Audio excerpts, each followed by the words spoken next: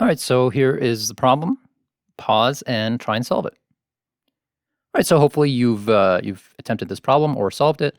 And so the question says, what is the frequency of a heart beating at 60 beats per minute?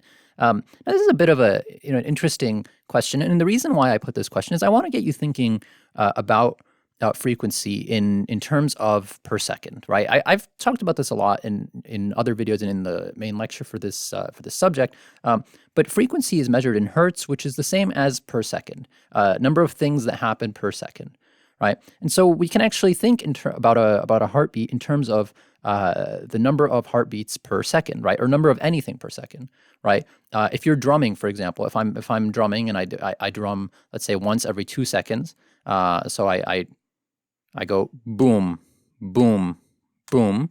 That is that has a frequency. It's the number of drums per second. And if I'm drumming very quickly, I'm drumming like boom, boom, boom, boom, boom, boom, boom, boom, boom, boom, boom, boom. That also has a frequency, right? So the number of anything per second is the frequency, right? So again, frequency, hertz, is just equal to per second, right? The number of things per second. And so in this case, a heart beating at 60 beats per minute, right?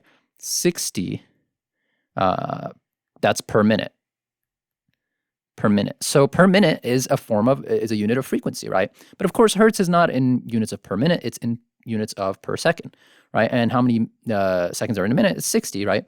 So if there are 60 beats per minute, then we understand that there's going to be 1 beat per second, right?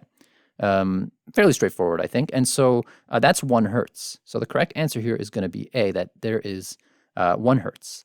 The frequency of a heart beating at 60 beats per minute is 1 hertz, 1 beat per second, right? And again, I think that makes sense once you understand that hertz are per second. And so the correct answer to this problem, again, maybe not the most intuitive problem, maybe something that you have to get used to thinking of frequency in this way.